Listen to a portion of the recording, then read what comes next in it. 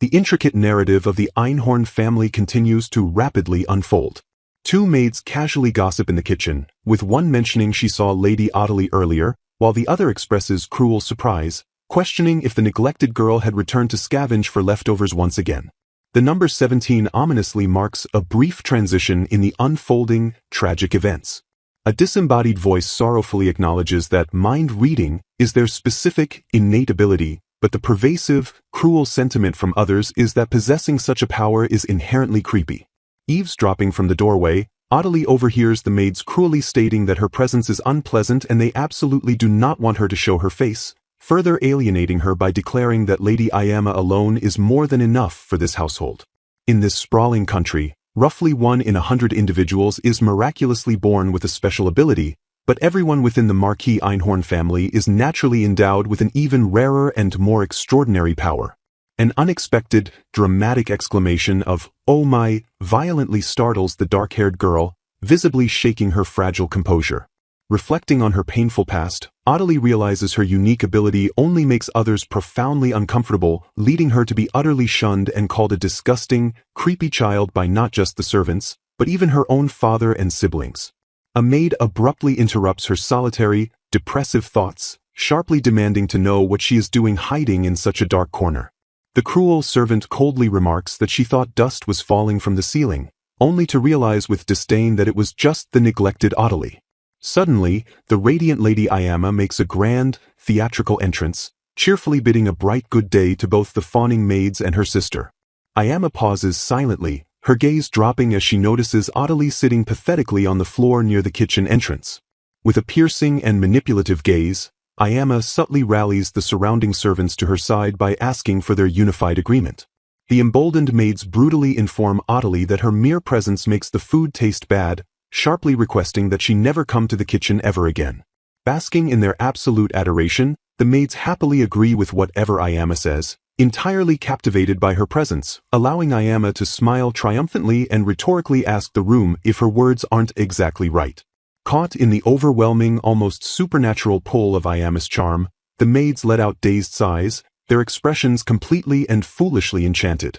Utterly bewildered by the strange, hypnotic display, Ottilie can only murmur in deep confusion, until the trance is broken when she is abruptly informed that her father has a specific message for her. Ayama imperiously commands Ottilie to hurry up and stand, as she is heading to the dining room, explaining that their father has something important to discuss and demands they all have breakfast together this morning.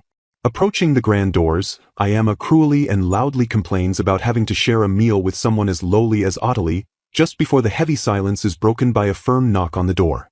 The heavy, ornate door to the dining room slowly pushes open, revealing the imposing, tense space hidden within. Stepping inside the lavish room, Ottilie internally wonders how many lonely days have passed since she last saw her distant father, though she is quietly relieved at the prospect of a meal, having starved for 3 long days. The Marquis immediately showers Ayama with intense affection, joyfully and exclusively declaring that she looks absolutely beautiful today. Ayama proudly announces that she has brought Ottilie as requested, prompting their father to gratefully thank his favored daughter, while Ottilie stands quietly in the background, nervously addressing her father. The Marquis coldly states he has absolutely nothing to say to such a disappointing failure of a child, but when Ayama questions why Ottilie was invited to their exclusive meal, he reluctantly admits he had something specific to tell her. Startled by the sudden, unwanted attention, Ottilie nervously asks what her father could possibly want to say to her.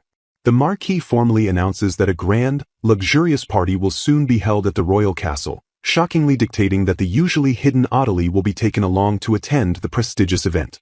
Outraged by this unexpected and highly unusual decision, Ayama fiercely questions the mandate and demands to know why Ottilie is going.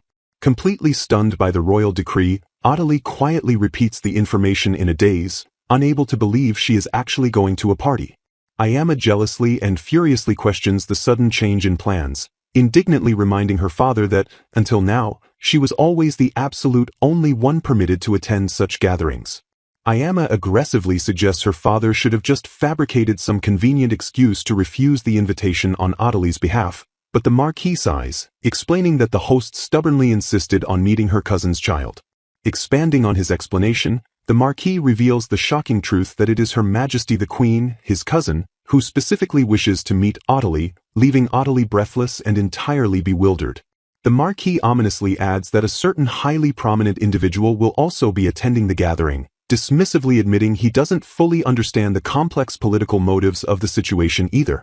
Trying to gracefully placate his favored daughter, the Marquis assures Ayama that this mysterious attendee will make the event highly beneficial for her as well, prompting Ayama to curiously ask exactly who this person is.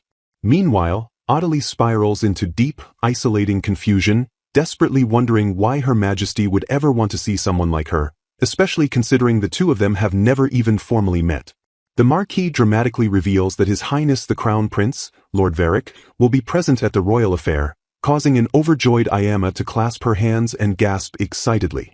Assuring his golden child, the Marquis coldly instructs Ayama to simply treat Audley as a useless background prop during the event, and although Ayama complains about bringing a gloomy girl, she cheerfully accepts the compromise. Turning his harsh, unforgiving gaze back to his eldest, the Marquis issues a strict warning for Audley not to stain the proud Einhorn family name, to which she meekly and obediently agrees. To ensure absolute compliance, the Marquis decrees that Audley will be assigned a strict etiquette instructor starting tomorrow, forcefully emphasizing that he absolutely cannot let her embarrass their noble house. Standing beautifully transformed before a mirror in a new outfit, Audley breathes out a soft, amazed, wow, completely mesmerized by her own reflection. Gently touching the delicate fabric of her gown, she shyly admits to herself that this is her very first time wearing such a profoundly lovely dress. Although a massive amount of grueling etiquette training was packed into a brutally short period, Audley worked tirelessly for the upcoming day, enduring endless sessions of posture correction, strict table manners, and agonizing conversation practice.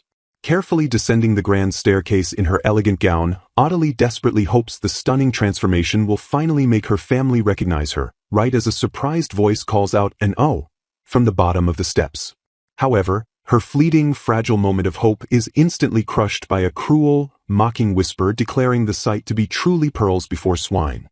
Completely oblivious to Audley's emotional pain, the sycophantic maids lavish endless praise upon Ayama, assuring her that her gown is of the finest quality and that she looks absolutely beautiful.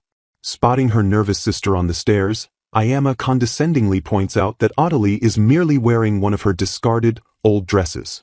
Gripping her skirt tightly in pure humiliation, Audley is forced to listen as the cruel maids loudly whisper that they cannot even believe the two girls are related. The overwhelming, suffocating weight of their collective disdain crashes down upon her, branding the entire humiliating ordeal as nothing but profoundly embarrassing. Looking at his eldest daughter with absolute disgust, the Marquis sneers that Audley manages to look incredibly shabby even while wearing Ayama's beautiful clothes. Ayama confidently boasts that, unlike her sister who can do nothing but read minds, she will surely exceed her father's expectations, while Audley silently laments that she never even wanted such a cursed ability in the first place.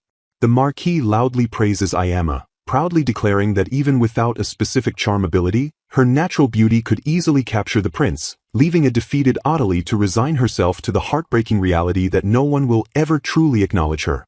The narrative begins by introducing a heavy burden, an uncontrollable ability that causes profound isolation and hatred from others. A magnificent, sprawling castle stands silhouetted against a brilliant night sky, setting an imposing stage for a grand event. Dozens of elegantly dressed nobles gather along sweeping staircases, filling the massive hall with privileged chatter. Ayama grins sharply, eager to locate His Highness, while Audley and Mark Einhorn flank her. Aristocratic guests mingle around lavishly decorated banquet tables as the royal party commences.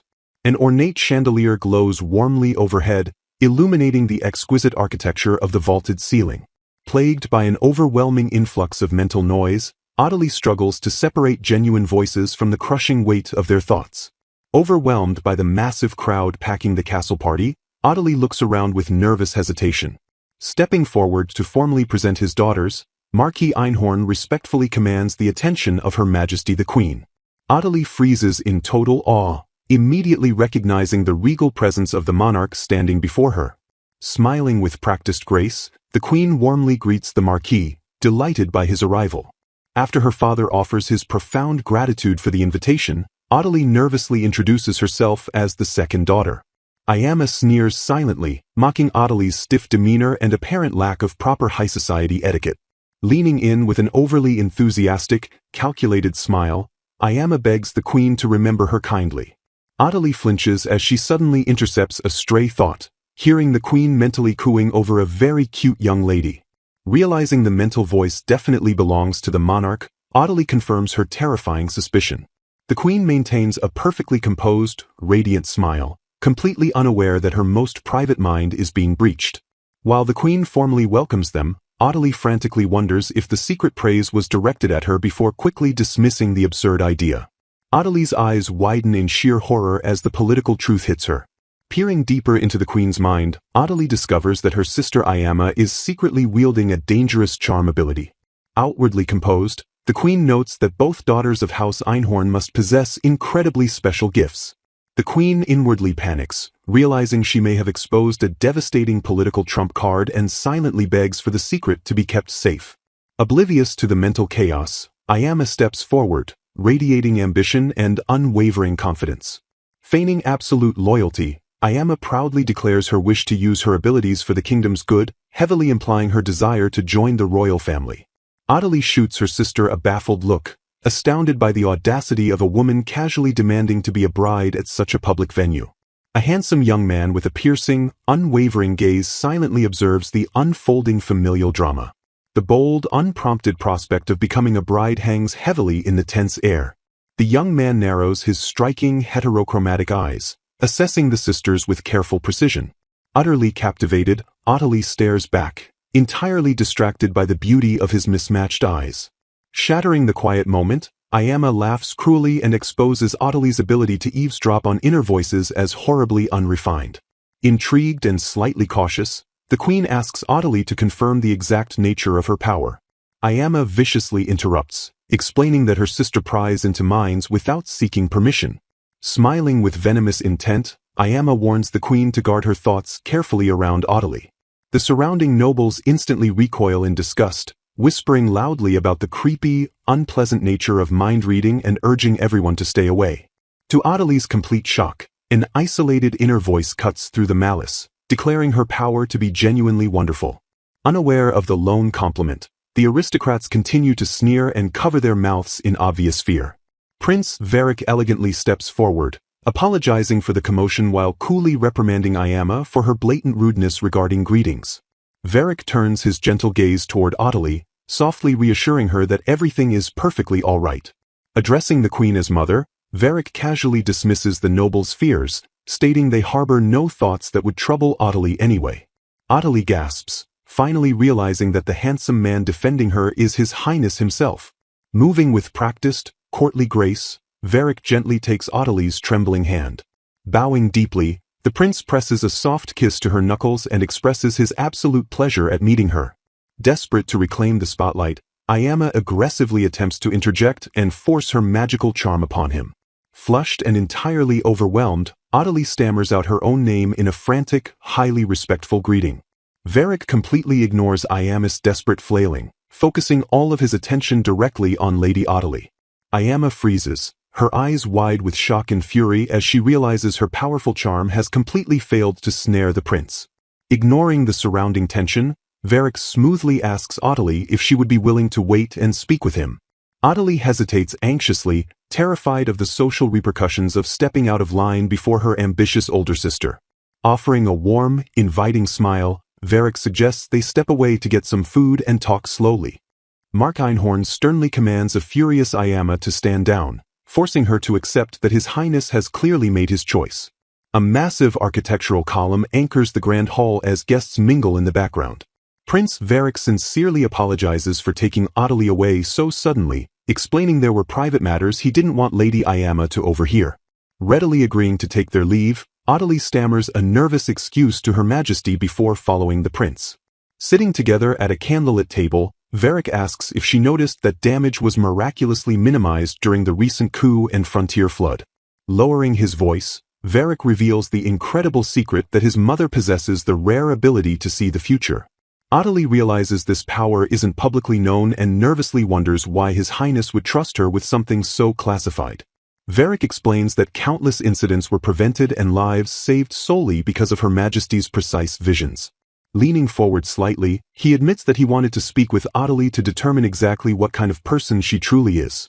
He drops a massive bombshell by stating that his mother saw Adelie in her visions, revealing she is intimately involved in the kingdom's future fate.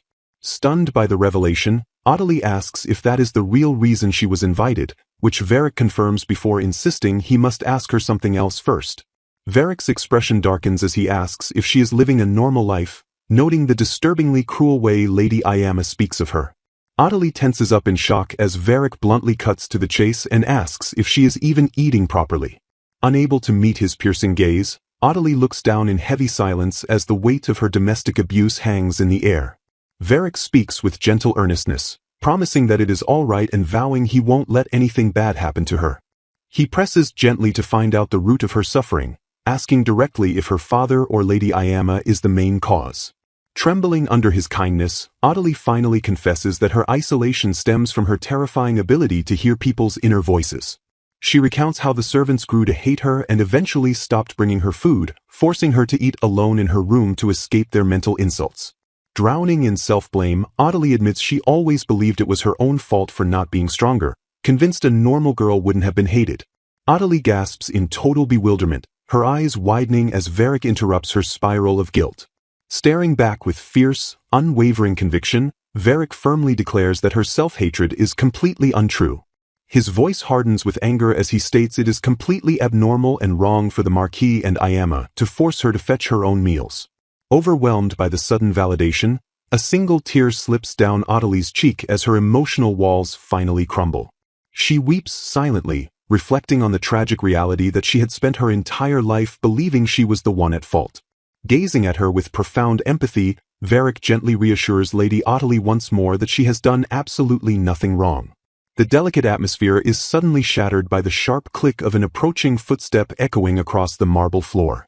Wiping away her tears with a radiant smile, Adelie sincerely thanks His Highness, telling him his kind words truly saved her.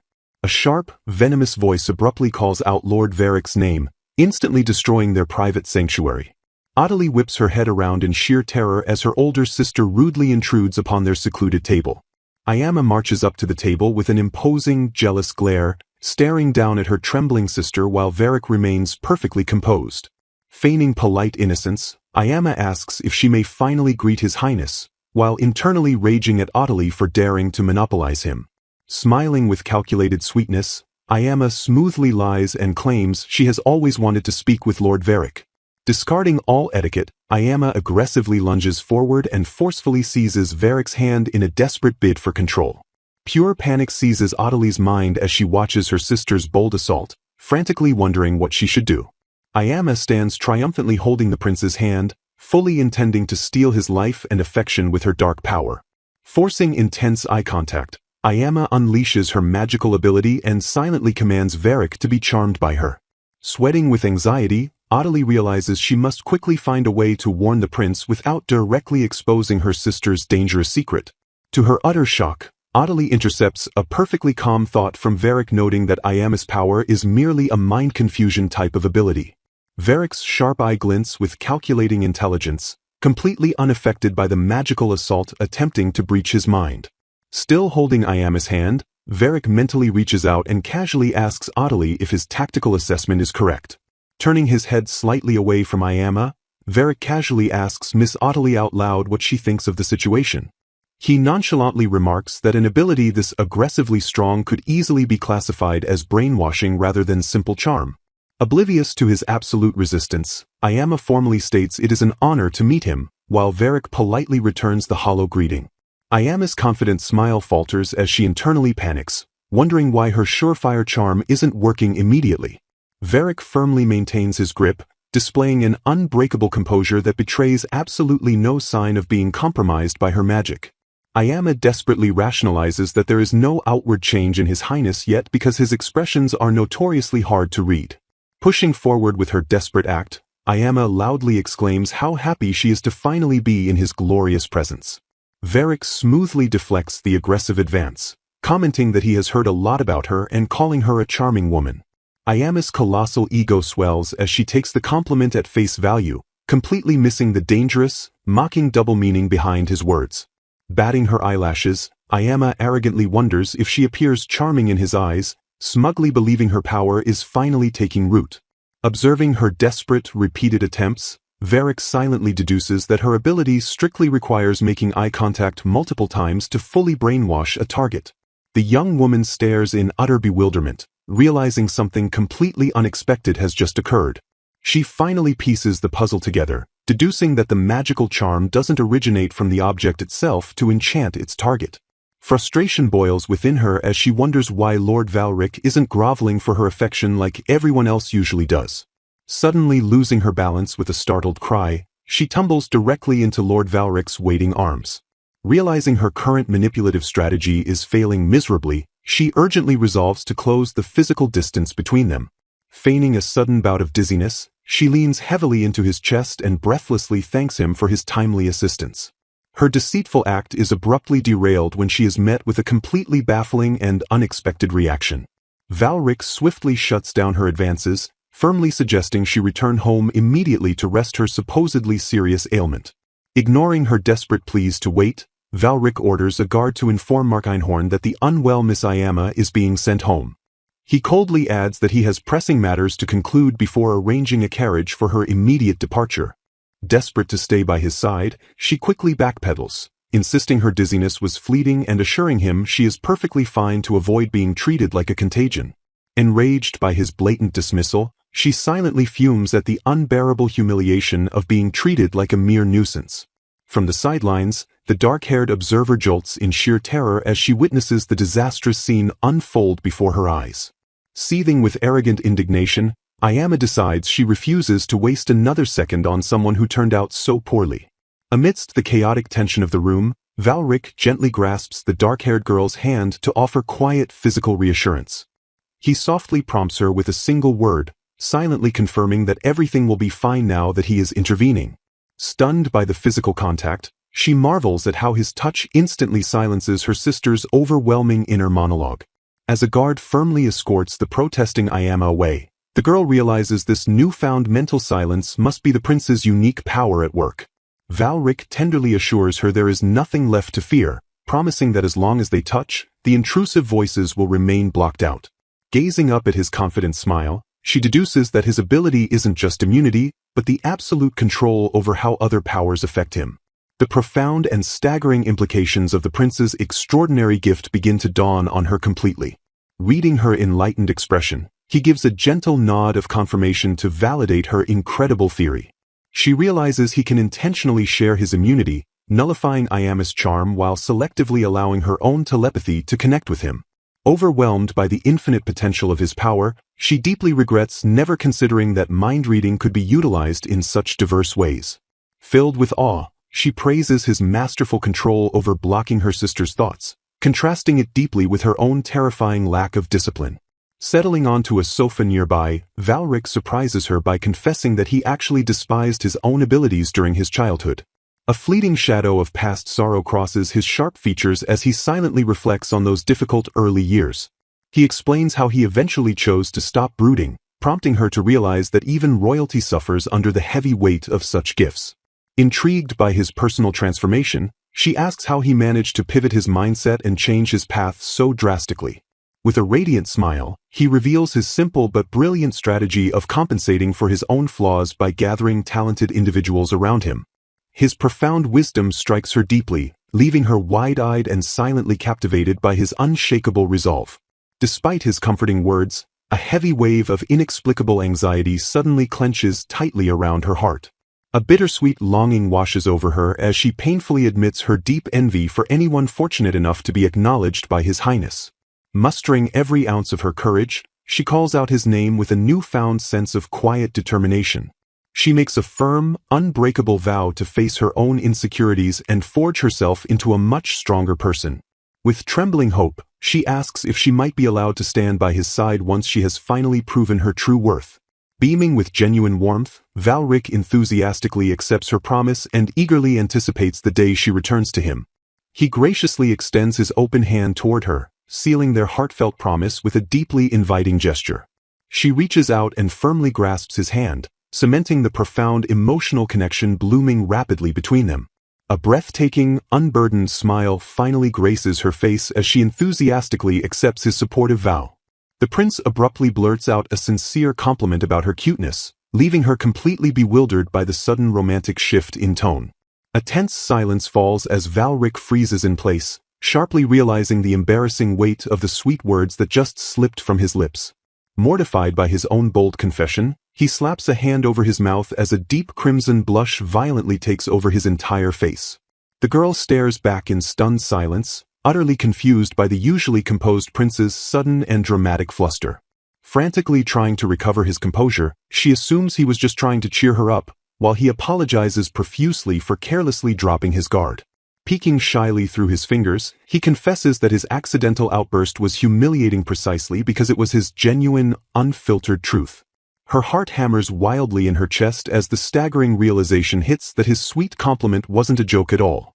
Amused by his rare vulnerability, she internally chuckles at the delightful discovery that the flawless prince can actually get terribly flustered too.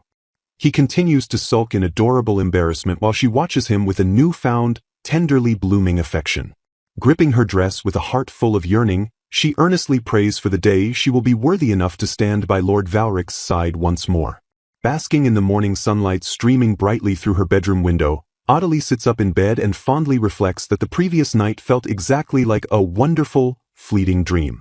Outside the sprawling, elegant estate, the peaceful morning air is completely undisturbed, punctuated only by the cheerful, rhythmic chirping of birds. Filled with a sudden, overwhelming surge of determination, she silently vows to do her absolute best to change herself and her difficult circumstances. Her mind drifts back to a cherished, vivid memory of warmly exchanging partings with Lord Valric from a carriage window, earnestly promising to take care of herself. She clearly and happily recalls his parting words, where he sincerely and warmly expressed his desire for them to meet again in the future. The incredibly gentle, respectful way he spoke her name, calling her Miss Adelie, still echoes comfortingly and safely in her mind.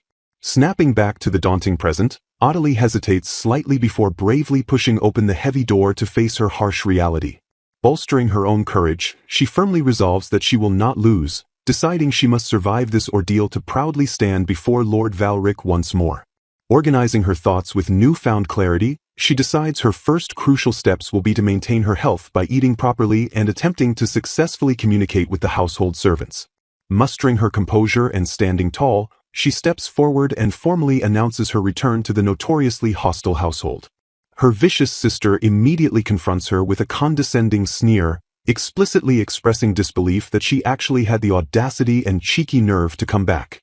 Lunging forward with explosive, unbridled anger, the cruel sister violently seizes Adelie by the collar and orders her not to casually announce her return as if she belongs there.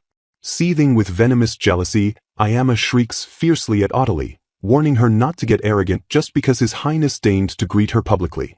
The relentless verbal assault continues without a pause as the furious girl screams directly into Adelie's terrified face, aggressively demanding utter submission. Despite the terrifying proximity of her abuser, Adelie calmly and solemnly explains that she only returned because she has absolutely no other place to call home. Infuriated by her sister's sudden, unexpected lack of total submission, Ayama sharply questions her defiant expression and forcefully challenges her to voice any complaints. Without waiting for a response, the enraged blonde pulls her arm back with vicious intent, preparing to deliver a devastating slap across Adelie's face. Adelie's eyes widen in sheer, paralyzed terror as she helplessly braces herself for the inevitable, stinging impact of her sister's unrestrained fury. The merciless slap connects, and Ayama maliciously remarks that she was deeply curious to hear what pathetic excuse Adelie would actually try to offer. Still reeling from the sudden burst of physical violence, Adelie desperately clutches her stinging, reddened cheek in absolute, stunned silence. With a wickedly triumphant smile dancing playfully on her lips, the cruel sister mockingly and quietly calls out Adelie's name.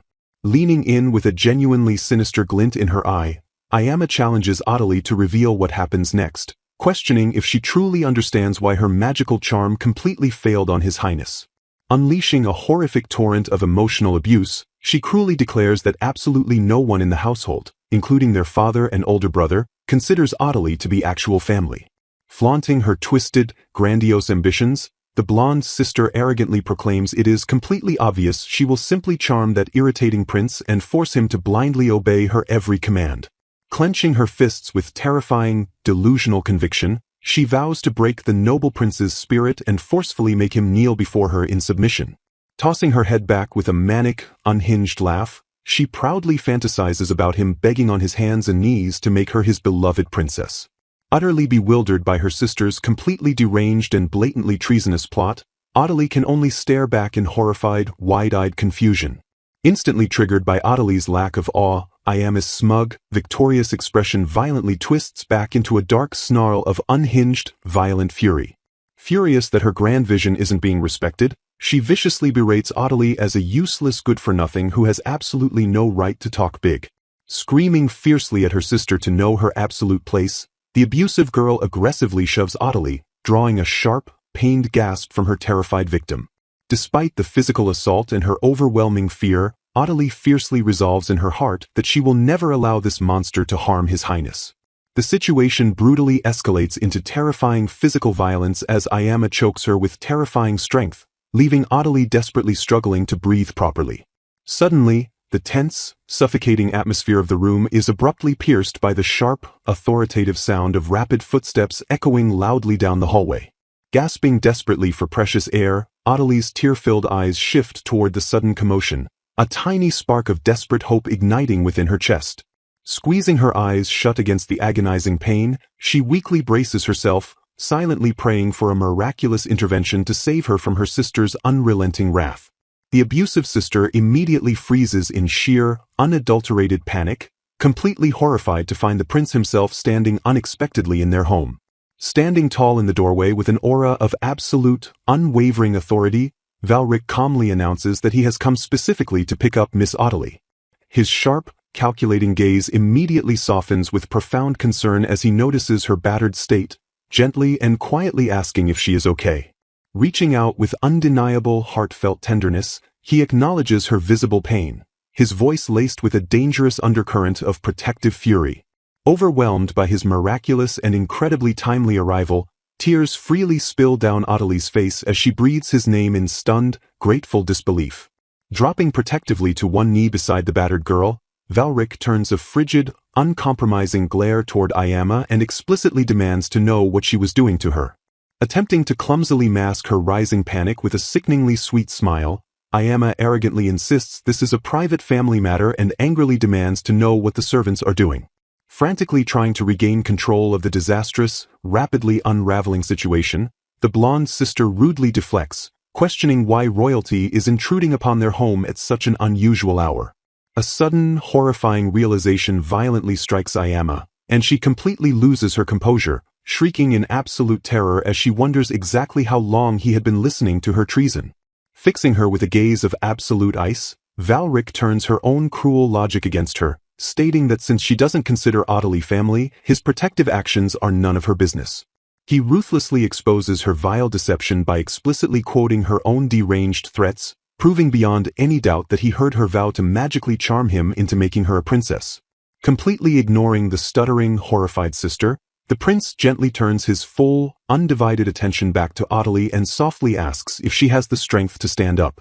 Before departing, he delivers a final, devastating blow to Ayama's colossal ego, bluntly declaring that no matter how much she uses her manipulative abilities, he will never be attracted to her. Without waiting for her to painfully struggle to her feet, the incredibly dashing prince effortlessly scoops Adelie into a secure bridal carry, leaving her utterly flustered and wonderfully shocked. Offering a final frosty dismissal to the stunned room, Lord Valric turns on his heel and proudly carries his rescued companion far away from her personal hell. Rushing toward the grand staircase, a shocked older man cries out as the blonde royal descends with Adelie securely in his arms. Demanding immediate answers, the bewildered man interrogates His Highness about his sudden appearance and his reasons for holding the young woman. Realizing his severe lack of decorum, the robed marquis bows deeply and spews frantic apologies for greeting the royal in such an unkempt state. Dismissing the groveling, the prince challenges the stubborn marquis to utilize his memory-reading ability to verify the truth, though the older man vehemently denies the possibility.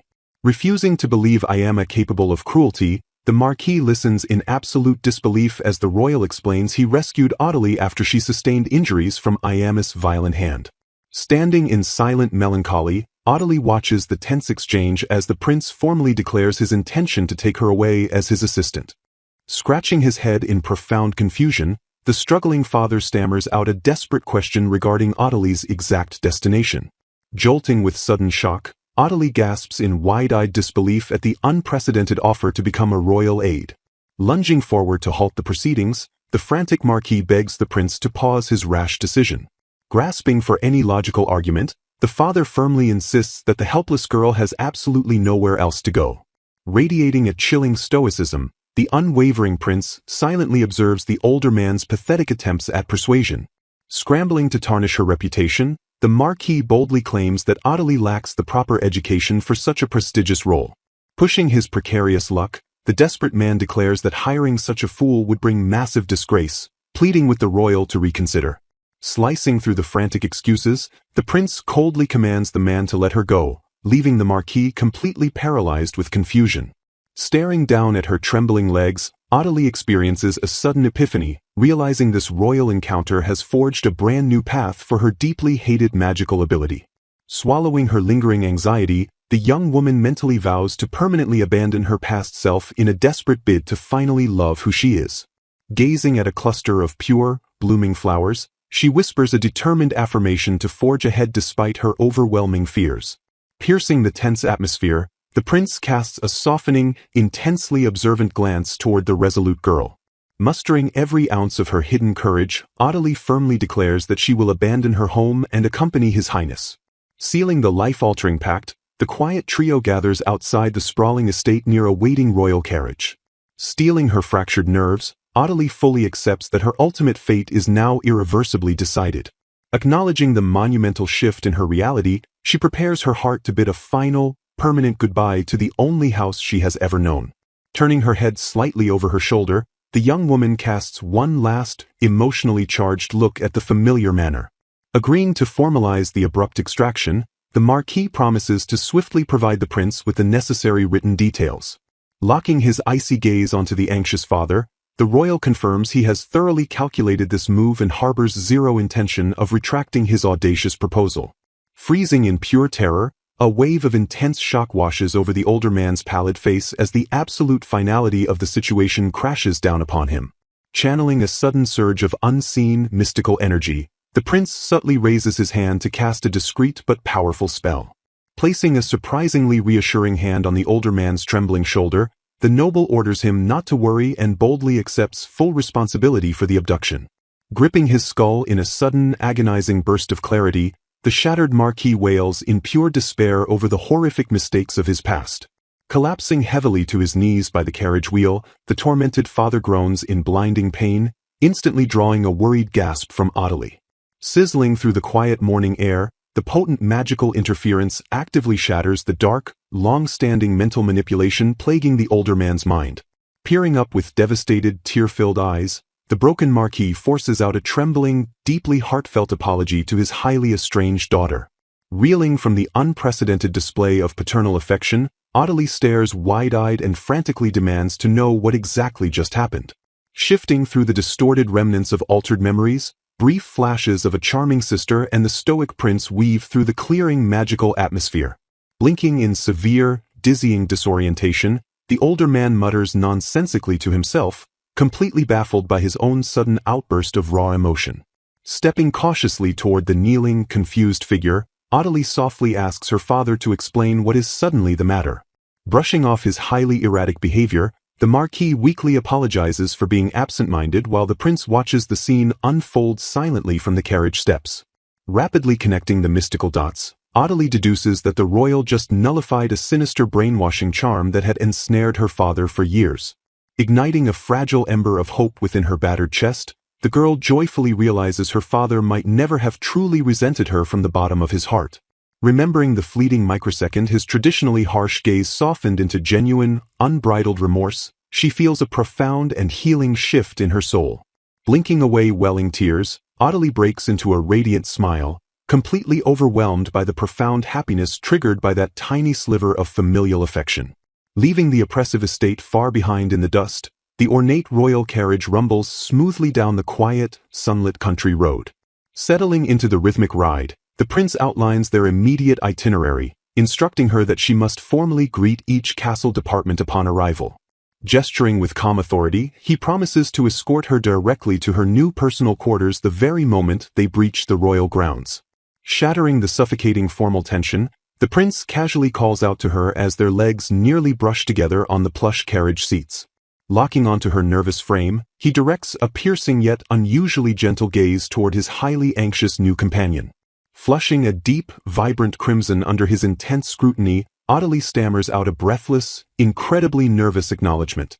Leaning in with an air of intimate command, he explicitly requests that she drop the formal, Your Highness title and address him strictly by his actual name. Overwhelmed by the highly intimate demand, she frantically insists it is far too much honor, but he effortlessly counters that the other aides already do it and it would make him truly happy. Offering a subtle, magnetically encouraging look, he patiently urges the flustered young woman to discard her fears and try speaking his name out loud. Audley stammers out a breathless, incredibly nervous acknowledgement, tentatively testing out his real royal name. Flustered by her own overwhelming, uncontrollable shyness, the young woman frantically wonders how to properly handle this highly intimate situation while the prince inwardly marvels at her incredibly cute, innocent reaction. Breaking the tense, heavy silence with a soft, genuinely affectionate chuckle, the handsome royal leans forward and gently asks the flustered girl what is currently troubling her rapidly racing mind. Shifting his entire demeanor in a fraction of a second, Valric averts his piercing gaze and rests his chin on his hand, his expression instantly hardening into a look of deep, protective contemplation. Returning his warm, reassuring attention to the deeply blushing girl seated intimately beside him, the prince radiates an aura of unwavering calm as the royal carriage continues its steady, rhythmic journey. Gazing at her vulnerable, trembling frame, a fierce surge of devotion completely overwhelms the royal as he silently wishes he could shield Audley from the world's harsh cruelty for the rest of eternity. Haunted by a terrifying, graphic vision of Audley's violent sister wielding a sharp pair of scissors, the prince grimly reflects on the permanent, horrific injuries the young woman would have undoubtedly suffered if his rescue had been delayed by even a single second. Rolling smoothly through a sunlit, deeply wooded forest path, the ornate carriage carries the contemplative royal who forcefully reminds himself that a crown prince simply cannot afford to harbor such dangerously reckless, sentimental thoughts. Arriving smoothly at the grand, meticulously swept courtyard, the royal carriage completely halts before a perfectly aligned row of immaculate castle servants who bow in deep, highly synchronized reverence. Towering magnificently against the bright, cloud-swept morning sky, the colossal, multi-spired royal castle stands as an awe-inspiring, highly intimidating testament to the kingdom's absolute, uncontested wealth and power. Stepping confidently onto the immaculate, sun-baked cobblestone, Valric is immediately greeted by a sharply dressed, long-haired aide who warmly welcomes the crown prince back to the sprawling royal estate. Returning the respectful greeting, Valric casually introduces Audley to the stoic aide named Ernie, who politely expresses her eager anticipation of working seamlessly alongside the nervous girl as a fellow royal assistant. Wasting absolutely no precious time, the prince immediately questions Ernie about the royal tailor's specific status, prompting the highly efficient aide to confirm that the clothing specialists will arrive momentarily.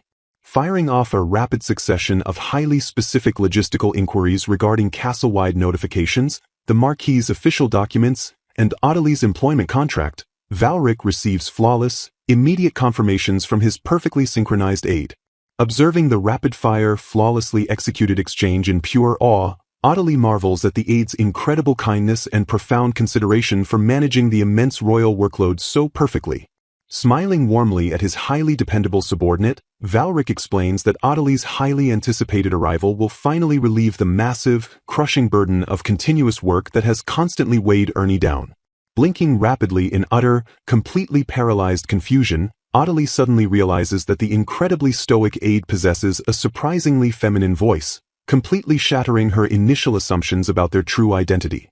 Staring blankly ahead with a massive, invisible question mark seemingly hovering over her head, the bewildered young woman struggles mightily to process this unexpected, highly jarring revelation. Chuckling deeply at Audley's totally baffled, priceless expression, Valric proudly reveals that the incredibly efficient Ernie managed to fully prepare an entire royal room and secure a personal maid in merely half a day simply to fulfill his sudden commands. Elaborating on his trusted aide's fierce, absolutely unbending perfectionism, the prince notes that Ernie absolutely refuses to let any fellow worker walk around the royal grounds looking even remotely shabby. Praising her extreme, unparalleled competence in preparing everything flawlessly in advance, Valric completely ignores Ernie's highly enthusiastic, internally screaming monologue validating her fierce, unwavering dedication to the Crown Prince. Casting a highly tentative, deeply searching glance toward the statuesque, completely stone-faced aide, Audley nervously attempts to read the complex underlying emotions hidden completely beneath that perfectly composed exterior. Amused by the young woman's visible, highly desperate mental struggle, Valric knowingly points out that Ernie's famously blank expression perfectly conceals her true thoughts, leaving absolutely everyone to constantly guess what hides behind her unreadable eyes. Leaning in slightly to directly capture her wandering, heavily distracted attention, the handsome prince softly calls out Audley's name, instantly drawing her focused, wide-eyed gaze back to him. Gazing deeply at the stoic aide with wide eyes full of profound, newfound respect, Audley softly murmurs that Ernie is truly an incredibly kind and highly dedicated soul. Melting into a beautifully serene, totally unguarded expression, the young woman allows a soft, genuinely warm smile to finally grace her delicate features for the first time in an absolute eternity. Bursting with sudden, completely uncontainable enthusiasm, Audley beams radiantly and joyfully announces to the stunned prince that she has already grown incredibly fond of the highly capable aide. Snapping instantly out of her flawless, icy professional composure, Ernie's eyes widen to massive, comical proportions as a heavy bolt of pure, unadulterated shock strikes her very core. Matching her radiant joy with a brilliant, incredibly warm smile of his own, Valric wholeheartedly agrees and expresses his deep, highly sincere hope that the two extremely different women will forge a powerful, harmonious bond. Watching his new, highly traumatized assistant finally exhibit genuine, unfiltered happiness, the Crown Prince allows a deeply satisfied, highly triumphant smirk to ghost across his handsome face. Spiraling into a massive, totally out-of-control internal panic attack, the usually stoic aide mentally screams in pure disbelief, completely overwhelmed by the sudden, highly unexpected barrage of direct, unapologetic affection. Locking her entire body into a rigid, absolutely statue-like posture to completely hide her total mental collapse, Ernie internally shrieks in utter bewilderment, having absolutely zero idea how to process such raw, unfiltered praise. Gliding smoothly away from the highly amusing, completely chaotic interaction, the royal group navigates through a meticulously decorated, sun-drenched castle hallway lined with towering, ancient stone pillars. Breaking the comfortable silence with a highly informative, deeply commanding tone, Valric begins an elaborate architectural tour, explaining that the massive castle's various imposing towers are strictly divided by their specific, designated operational purposes. Reaching a heavily ornate, golden-trimmed wooden door at the very end of the grand corridor, the prince firmly grasps the metallic handle and proudly announces that they have officially arrived at Audley's personal sanctuary. Swinging the heavy, beautifully carved door wide open, Valric reveals an incredibly breathtaking, sun-soaked bedchamber outfitted with lavish, high-end antique furniture and pristine, flowing drapery. Casually mentioning that he personally ordered the advanced preparation of the room's exquisite, highly expensive furnishings, the prince immediately asks his completely stunned guest if the immaculate space is missing absolutely anything. Staring in wide-eyed, absolute, breathless wonder at the sheer, overwhelming luxury completely surrounding her, Audley softly whispers that the incredibly generous accommodations are nothing short of miraculously wonderful. Gesturing smoothly toward a perfectly quiet, highly respectful figure standing patiently in the corner of the room, the prince casually introduces the deeply shocked young woman's brand-new personal maid. Bowing with absolutely flawless, highly practiced, completely elegant grace, the brightly smiling maid introduces herself as Karen and warmly expresses her profound, completely genuine eagerness to directly serve her new mistress. Overwhelmed by a massive, truly suffocating wave of deeply ingrained, highly toxic self-doubt, Audley frantically stammers out her deep appreciation while desperately arguing that a lowly, completely cursed person like herself is totally unworthy of such dedicated service. Dropping her panicked, highly anxious gaze directly to the plush, expensive imported carpet, the deeply traumatized girl physically shrinks into herself, utterly unable to shake the heavy, suffocating chains of her highly abusive past. Swallowing back a highly bitter, incredibly painful lump of severe, totally paralyzing insecurity, she mentally concludes that her sheer lack of inherent worth means she absolutely does not require the luxurious, pampering presence of a personal servant. Hearing the painful, highly direct rejection of her highly anticipated services, the dedicated maid immediately lowers her head, an unmistakable flash of profound, completely heartbreaking disappointment washing intensely over her highly expressive features. Spiraling rapidly into a state of deep, totally illogical panic, Ottilie desperately rationalizes her harsh refusal by remembering that she has survived entirely on her own for years and possesses absolutely zero knowledge on how to issue proper commands to a servant. Gripping her hands incredibly tightly in silent, totally unvoiced despair, the highly insecure maid battles her own dark thoughts, utterly terrified that this immediate, harsh rejection will swiftly lead to her permanent, totally disgraceful banishment from the royal castle. Trembling violently under the completely crushing weight of her perceived total incompetence, Karen mentally laments that despite the Crown Prince's incredible, completely unprecedented mercy in taking her in, she continues to absolutely fail at her one and only designated job. Slicing sharply and with absolute authority through the thick, incredibly depressive, highly suffocating atmosphere, Valric firmly calls out Ottilie's name, instantly demanding her absolute, completely undivided attention. Catching the undeniable, highly familiar look of pure, unadulterated misery in the maid's drooping eyes, a powerful, totally overwhelming wave of empathy crashes into Ottilie as she quickly realizes this servant has suffered the exact same agonizing trauma as her. Stepping fully into his absolute, totally undeniable royal authority, the prince sternly commands the room, firmly educating Ottilie that accepting the highly prestigious role of his official aide inherently requires her to boldly direct, confidently manage, and completely oversee the castle's subordinates. To prepare her for the upcoming trials, someone suggests having Ottilie practice by trying on a new dress from the tailor. They propose using Karen as a practice partner to ease her into the unfamiliar role. Embracing the challenge with a determined spark, the dark-haired girl confidently agrees to handle the situation. An encouraging voice reminds her not to be timid, reinforcing that she came here specifically to change herself. Still wrestling with her own insecurities, she quietly questions if she is truly capable of directing others. After thanking her peers, the others announce they will go greet everyone and return in the afternoon to fetch them. Stepping into her newly assigned duties, Karen is promptly informed that the tailor has officially arrived. A cheerful tailor presents a collection of specially selected garments, warmly thanking the household for inviting them today. Examining the elegant options presented before her, a discerning gaze sweeps over the fabrics with a thoughtful hum. The tailor proudly showcases the selection, noting that these gorgeous and elegant dresses are highly favored by all the maids.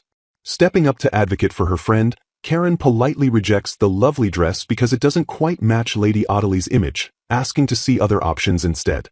The tailor passionately defends her choice, insisting the dress perfectly matches Ottilie's eye color and expressing an eager desire to see how it looks on her.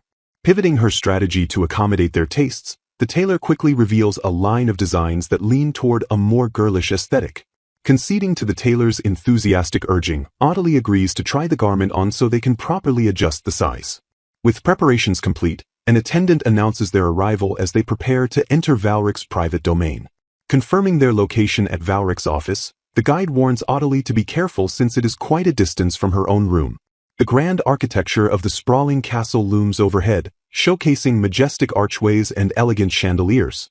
With a heavy, resonant creak, the massive double doors slowly swing open to reveal the sanctum within. Standing tall behind his desk in an impeccably tailored uniform, a handsome Valric offers Ottilie a warm, inviting welcome. Sensing her nervous hesitation, he flashes a gentle smile and kindly instructs her not to be so stiff in his presence. Reinvigorated by his kindness, she promises to do her absolute best to learn her duties, fully aware of the large castle and the heavy workload ahead. The quiet moment is suddenly interrupted as another attendant steps forward, respectfully excusing themselves to address Valric. Ignoring the interruption for a moment, Valric openly admires Ottilie, declaring that her new outfit and hairstyle suit her beautifully. He holds her gaze with a soft, affectionate intensity, simply breathing her name into the quiet room. A deep, furious blush spreads across Ottilie's cheeks as a soft, flustered sound escapes her lips. Overwhelmed by his intense gaze, she attempts to look away, but an eager Valric playfully begs her not to hide and to show him more. Trembling with shy gratitude, she quietly thanks him and admits that she left all the styling decisions to Karen. Valric shamelessly apologizes for troubling her, boldly confessing that he just finds her entirely too cute to resist. A stern aide immediately reprimands him, warning Valric that if he continues to trouble her, Ottilie will undoubtedly start to dislike him. Shifting instantly into a professional demeanor, Valric explains that his primary job is to consider goals and plans based on his father's national policies. Signaling the start of the official meeting, he orders everyone to take their seats and prepare for business. He outlines the bureaucratic flow, explaining that officials draft proposals regarding laws and budgets which he must then either approve or modify. Noticing Ottilie's renewed tension, he softly reassures her that the aide's role mainly involves communicating with officials and handling basic paperwork. He further puts her mind at ease by revealing that they handle these administrative tasks using standard templates, so there is no need to worry.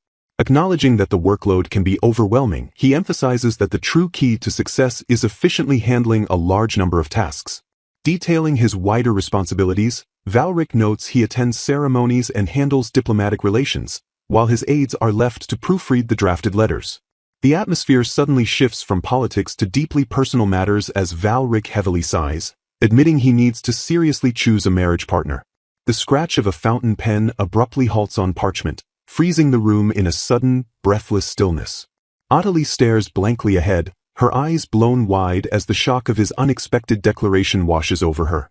A heavy, complicated silence stretches between them as the weight of the term, marriage partner, hangs palpably in the air.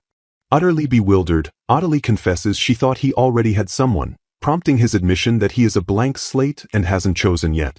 The ever-practical aide interjects, reminding them that since Valric is too busy to attend evening parties, they must actively strategize how to select a suitable bride. Leaning into the bureaucracy of the moment, the aide coldly points out that managing this romantic selection is also technically an aide's role. Valric calmly rests his chin on his hands, reasoning that while there is no need to rush, they must proceed seriously so as not to worry the citizens. A voice cuts through the strategic planning, confusedly asking why such a cautious approach is even necessary. A soft, knowing smile plays across Valric's lips as he cryptically suggests that a grand search may no longer be necessary. The room falls into an awkward, suffocating silence as Ottilie desperately tries to untangle an overwhelming emotion she both wants and dreads to hear. Miles away in another room, a furious noblewoman completely loses her temper, violently screaming that Ottilie serving as a royal aide must be some kind of impossible mistake. Boiling with unchecked rage, she snarls at her terrified subordinates, commanding them to go to the castle and bring Ottilie back at once. Gripped by a venomous spite, she coldly vows that those two will absolutely not get away with this insult. Slamming her hand down with explosive force, her desperate fury reaches its boiling point as she demands to know what is going on. Waking up in a grand new bed, Ottilie reflects on the chaotic events that led to her stolen life. A gentle hand pulls back the heavy curtains, allowing the bright morning sunlight to flood the peaceful room. Stepping into the room with a cheerful smile, Karen brightly wishes Lady Ottilie a good morning. Blinking against the sudden light, Ottilie stirs with a soft, confused hum. Still half asleep and wondering if it is all a dream, she is quickly reassured by the energetic maid that this new reality is very real. Sitting up amidst the luxurious sheets, a profound sense of relief washes over her as she realizes she actually managed to escape her previous, oppressive home. Gathering her bearings, she affirms to herself that she has successfully made it to the safety of Shiruko Castle.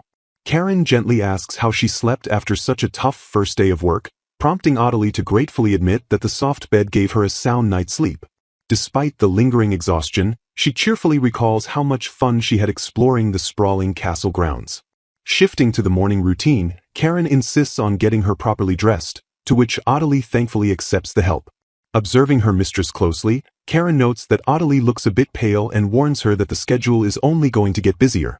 The caring maid sympathetically acknowledges that since she just started her duties, it is completely natural for Lady Ottilie to still seem tired.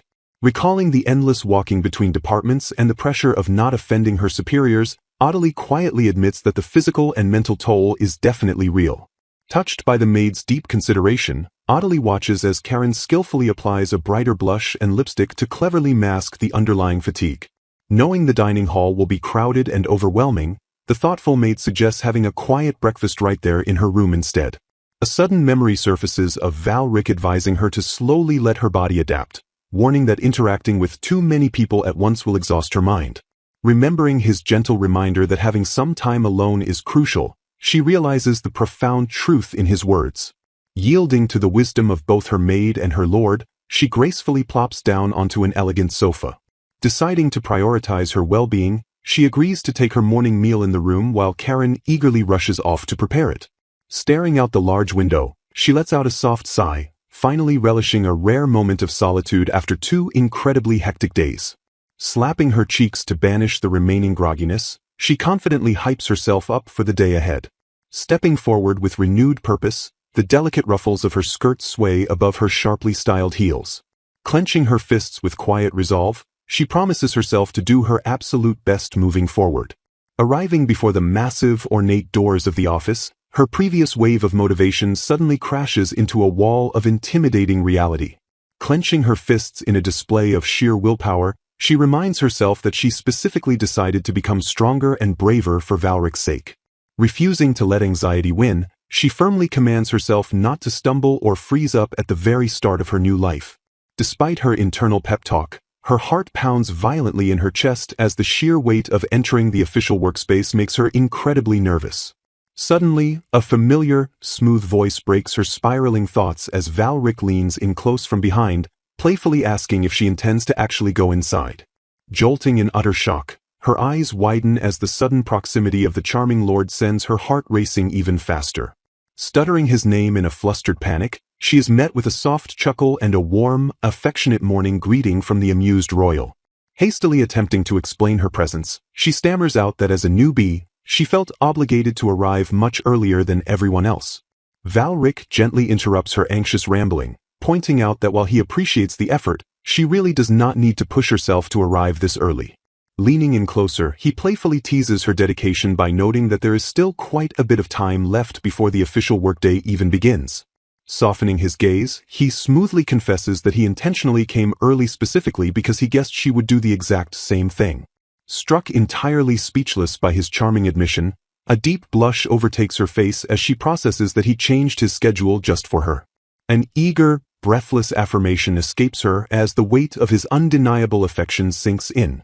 Taking advantage of the quiet morning, Valric smoothly opens the grand doors and invites her in for a private chat before the rest of the staff arrives. Glancing back over his shoulder with genuine interest, he softly asks how she handled the pressures of her very first day. Settling into the comfortable intimacy of the quiet office, the two of them take a seat together on a plush, elegant sofa. Voicing his deep concern, he advises her not to push herself too hard, knowing that her unique abilities naturally cause her to tire much faster than others. Overflowing with sincere gratitude, she shares how kindly everyone at the castle has treated her, even though she feels she hasn't contributed much yet. Looking around the magnificent room, she joyfully explains that after being isolated at home for so long, experiencing all these new things makes her incredibly happy. Listening in absolute silence, Valric observes her radiant expression with an intense, unreadable gaze. Earnestly meeting his eyes, she promises to work hard so she never becomes a burden to the man who has taken such good care of her. Sitting up a little straighter, she firmly states that becoming useful and strong is her primary goal right now. Captivated by her honest vulnerability, Valric immediately requests that they continue having these private morning meetings so he can always hear her true feelings. Reaching out with a sudden, tender intensity, he gently grasps her hand, unwilling to let the sweet moment pass. Completely flustered by his physical touch, her mind scrambles as she stammers out a confused response to his intimate closeness. Leaning into her space with a beautifully vulnerable expression, he softly asks if spending this quiet time together is truly impossible for her. A confident, breathtaking smile finally curves his lips, knowing exactly how deeply his words are affecting her fluttering heart. Overwhelmed by a profound sense of ease, Odelie realizes she cannot possibly refuse the impending situation. Feeling a flutter of nervousness, Odelie silently deems Lord Varric to be entirely unfair as he simultaneously expresses his genuine relief that she did not refuse him. Reflecting on Lord Varric's previous actions, Odelie desperately wishes her hidden feelings could reach him too before he suddenly shifts the conversation to the topic of transferring abilities. Startled by the abrupt topic change, Odelie lets out a soft gasp while looking up at the confident nobleman standing before her. Gazing at him with wide-eyed realization, she deduces that Varric must have intentionally blocked her from hearing the overwhelming thoughts of other people. Explaining the mystical process, Varric details that ability transfer requires physical contact, instructing her to consciously gather the flowing energy within her palm and pass it onward. Eager to master this new skill, Odelie politely asks Lord Varric to teach her the delicate process because she desperately wants to be able to do it too. Readily accepting her earnest request, Varric warmly agrees to guide her through the complex training. Initiating the lesson, he gently prompts her to focus deeply and sense the magical flow of the ability coursing between them. Squeezing her eyes tightly shut, Odelie struggles with intense concentration as she tries to grasp the elusive sensation of the mystical energy. Acknowledging her initial difficulty, Varric reassures her that grasping the technique takes time and will eventually become natural with dedicated practice. Despite Varric confessing that he felt the exact same struggle at first, a defeated Odelie apologizes and admits she still does not truly understand the complex mechanism. Secretly hoping to master the skill, she wonders if successfully passing her ability someday will finally reveal the profound depths of her admiration for Lord Varric. Seeking to deepen their connection, their hands delicately clasped together in a silent, intimate exchange of magical resonance. Suddenly breaking the quiet atmosphere, a momentarily distracted Varric looks around curiously and asks if someone just spoke nearby. His expression quickly shifts as his wide, perceptive eyes lock onto something unexpected in the surrounding silence. Clasping his hands with renewed determination, Odelie fiercely declares that she wants to become strong enough to protect Lord Varric rather than just passively receiving his help. Pressing her face near his hands with a gentle blush, she internalizes a passionate vow to transform into someone he can genuinely be proud of. Instantly regretting her bold outburst, a flustered Odelie hastily steps back and apologizes for getting far too carried away by her swirling emotions. Staring at her in stunned silence, Varric softly murmurs Odelie's name as a breathless tension hangs thickly in the air. Her wide, sparkling eyes reflect a sudden jolt of surprise as she nervously stammers in reaction to the incredibly tense moment. Overcome by a sudden wave of embarrassment, a visibly blushing Varric quickly covers his mouth to hide his entirely flustered expression. Abruptly breaking their intense eye contact, Varric turns his back to the bewildered girl and mutters a quiet apology.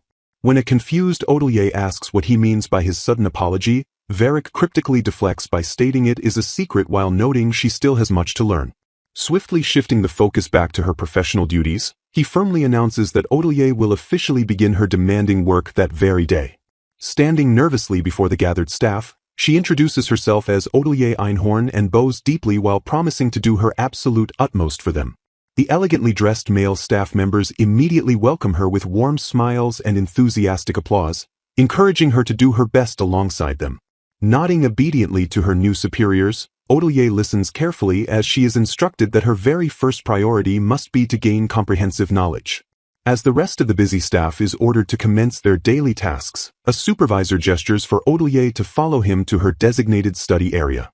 He meticulously explains that her required reading materials contain vital, extensive information regarding complex national laws, intricate geography, vast history, and detailed noble lineages. Staring in sheer horror at the massive, towering stack of heavy tomes slammed onto her desk, an overwhelmed Odelie is bluntly told to start reading through everything. Thankful that she learned to read and write by passing time with old newspapers at home, she confirms she knows how to use a dictionary and is warmly encouraged to ask any questions. Blinking in sudden confusion, Odelie lets out a tiny gasp of surprise as she notices something entirely unexpected hidden within the daunting study materials. Shaking off her momentary shock, she resolutely decides to tackle the monumental task by diving directly into the thick, imposing history books first. As she uncovers fascinating historical details about the Einhorn family's royal bloodline and their incredible ability to distinguish multiple voices simultaneously, she suddenly spots mysterious handwritten notes tucked into the margins. Reading deeply into the text, she discovers harsh political realities detailing the fierce conflicts among the nobility and a failing king whose heavy influence taints even the history of literature.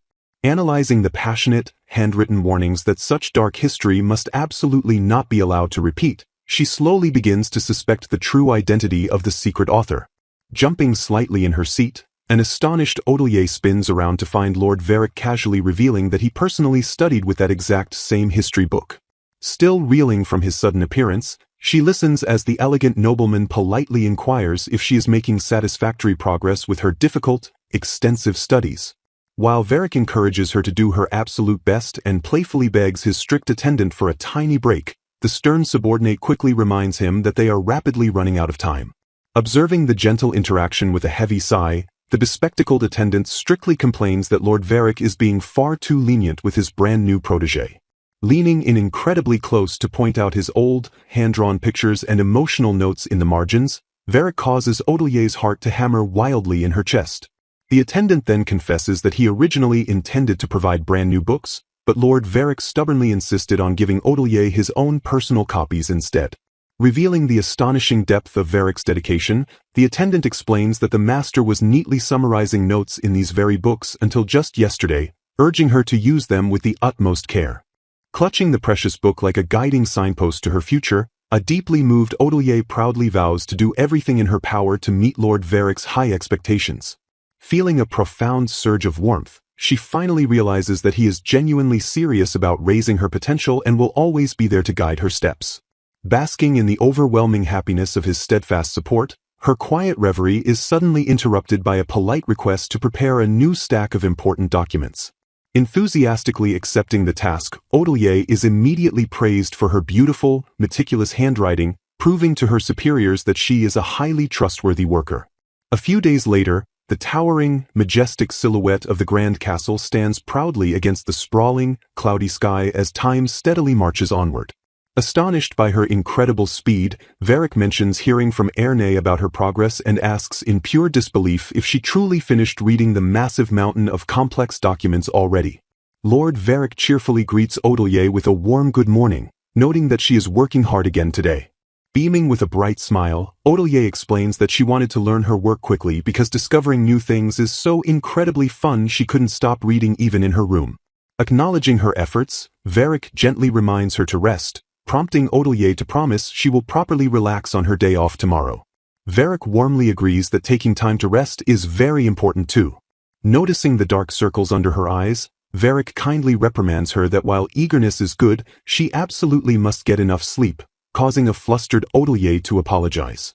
Staring at her in quiet concern, Varric rests a hand against his chin while contemplating his next move. Startled by his sudden suggestion, Odelier's eye widens as she repeats his unexpected proposal to go out to the city. Looking up at him with polite surprise, she listens as Varric smoothly asks if she would like to go out to the city together. Rubbing the back of his neck slightly, Varric admits he hasn't visited the city either and thought there might be new discoveries to make alongside her. Gazing out at the bustling streets together, Varric warmly recalls how happy she looked watching the capital when he first brought her to the castle, expressing his desire to show her the city properly.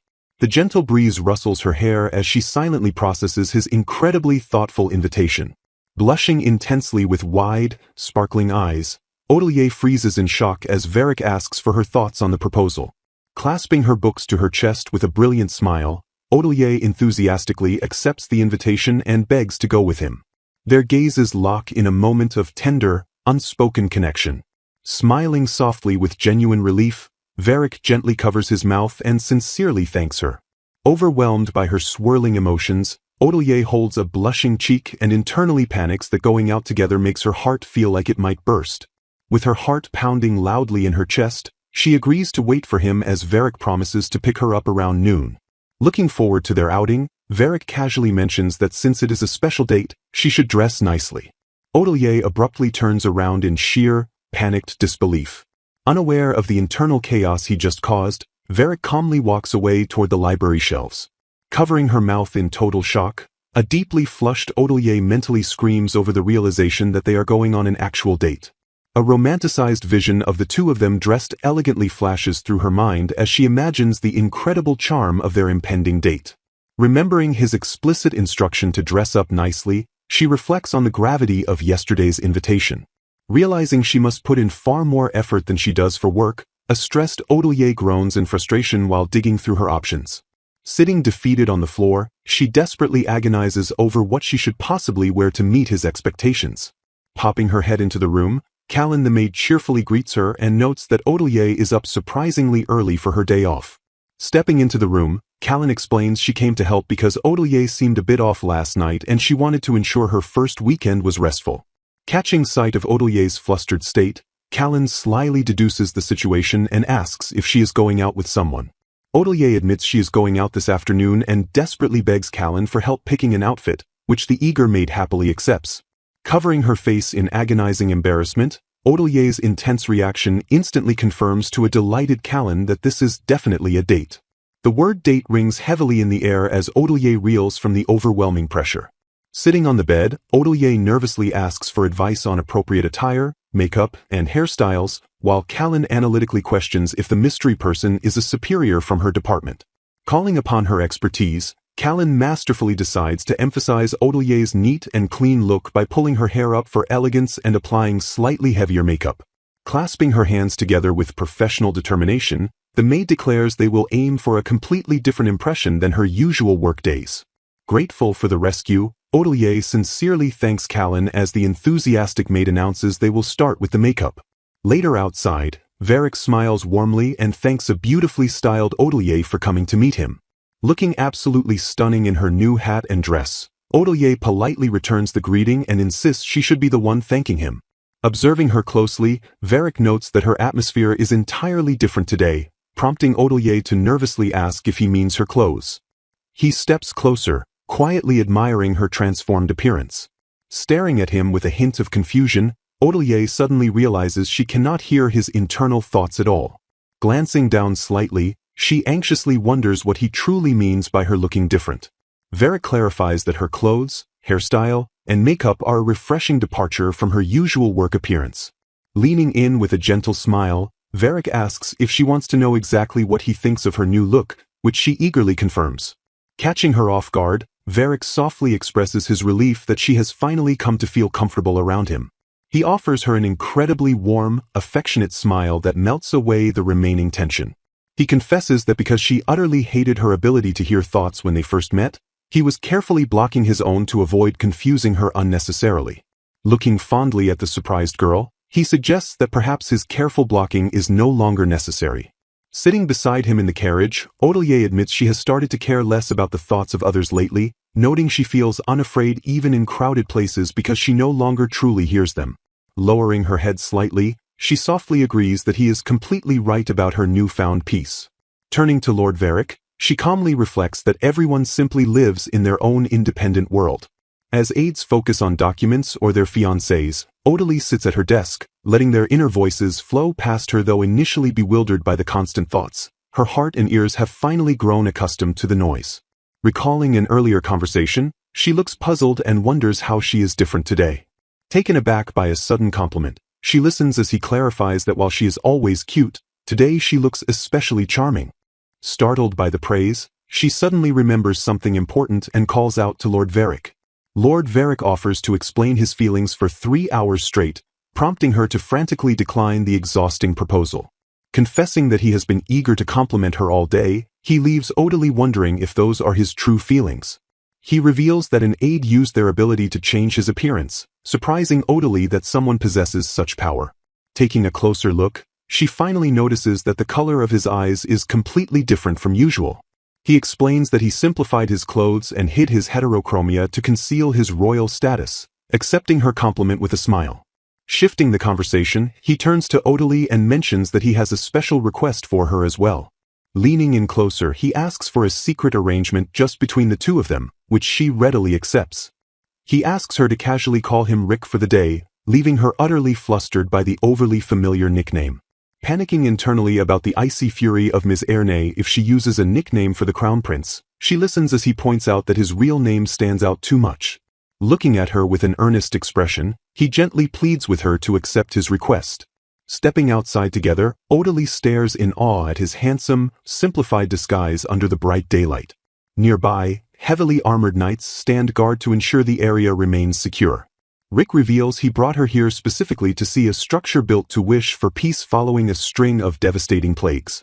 Realizing they are standing before the famous Tuvali temple, she listens as he proudly explains it was commissioned by his great-grandfather. Sunlight streams through the large windows, illuminating a serene statue erected within the temple halls. Taking a gentle step forward, her elegant shoes click softly against the stone floor of the sacred building. Walking hand in hand, she admits that experiencing the temple in person feels as though her very heart is being cleansed. She marvels at the crisp, clear air and the incredibly warm, peaceful expressions worn by the surrounding worshippers. She reflects that merely looking at historical illustrations could never capture the true, breathtaking atmosphere of the holy site. A young woman sits quietly on a wooden pew, her hands clasped in deep and sincere prayer. Smiling at her enthusiasm, Rick suggests they explore as much of the area as their schedule allows. He offers to show her the other historical buildings nearby, gently ensuring she doesn't have somewhere else she would rather be. Walking through the grand, ornate corridors, they take in the breathtaking sights of the treasury and the royal tombs. Looking at some beautiful flowers, she feels deeply touched that he instinctively guides her to every single place she silently wished to see. Sharing a warm and joyful moment, the two of them smile brightly at each other in the sunlit garden. Rick mentions he wants to show her the old capital, sparking a wave of intense excitement and interest in her. Deciding to make the most of their outing, they agree to head down to the bustling town square for some shopping. He playfully reminds her that she is his most important aide, treating her to a well-deserved break.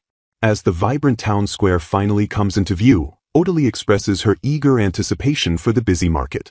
Promising to guide her through the old capital during his inspection in 3 months, he gladly accepts her shy request to accompany him. They wade into the dense, chaotic sea of commoners filling the lively town square. Offering his arms so they won't be separated by the mob, Odalie vows to block out the exhausting flood of nearby inner voices. Blushing fiercely as she clings to his arm, she suddenly realizes that they look exactly like a romantic couple. Flustered but grateful, she tightens her grip on his sleeve and softly thanks him for his protection. Suddenly, a chilling, murderous inner voice pierces through her mind, vowing to slaughter everyone present. Stunned by the overwhelming malice, she freezes in the middle of the crowded street. Hearing the voice swear unforgiving vengeance, she immediately turns to Rick to warn him of the danger. Noticing her sudden pale expression, Rick stops walking and asks if something is wrong. As his concern grows, Odalie wonders if the horrific voice is so loud that even he might be able to hear it. Realizing the gravity of her unique ability, she snaps to attention to assess the threat. Rick quickly grasps the terrifying situation as Odalie confirms she can hear a clear threat looming over the crowd. The dark voice echoes in her mind again, promising a long-awaited massacre. Rick immediately summons Philip, ordering his knight to increase vigilance because Odalie's ability has detected a nearby criminal. Philip takes command, dispatching his squad to patrol the square and coordinate with local security forces. Analyzing the muffled yet booming sound, she realizes the attacker is far away, but his murderous emotions are strong enough to project the voice across the distance. Rick urgently asks her about the maximum range of her telepathy to help pinpoint the location of the hidden threat. Odalie realizes the relentless voice is filled with burning resentment but lacks any concrete plan of action. When pressed for details about weapons or methods, she shakes her head and admits the unseen assailant only keeps repeating his desire to kill everyone. Rick falls into a tense silence as Odalie nervously wonders if massacring an entire crowded square is even physically possible. Analyzing the deadly threat, Rick grimly notes that a mass casualty event could easily occur if the attacker plants a bomb in the densely populated center. A sinister inner voice suddenly echoes to announce the beginning of the massacre, causing Odalie to freeze in sheer terror. Rick tries to reassure himself that his knights would have noticed an explosive device by now, but a creeping sense of dread takes over. Realizing the danger has abruptly shifted, Rick urgently warns his knights that the unseen enemy is already making a move. Desperate to prevent the impending tragedy, Odalie tightly squeezes her eyes shut and pushes her abilities to the absolute limit in search of a clue. Suddenly, a distinct detail filters through the chaotic noise, making her eyes snap wide open in startling realization. A sharp gasp escapes her lips as she whips her head around toward the source of the unseen disturbance. Ignoring Rick's panicked call, she urgently points out a voice praising a good boy, deducing that the culprit is actively controlling an animal. Total chaos erupts in the square as a terrified coachman completely loses control of a violently spooked horse. Helpless bystanders shriek in absolute terror as the massive, out-of-control beast bears down upon the dense crowd. Spotting the lethal commotion, Rick and Odalie finally realize that the weaponized, runaway carriage is the disaster the assailant orchestrated.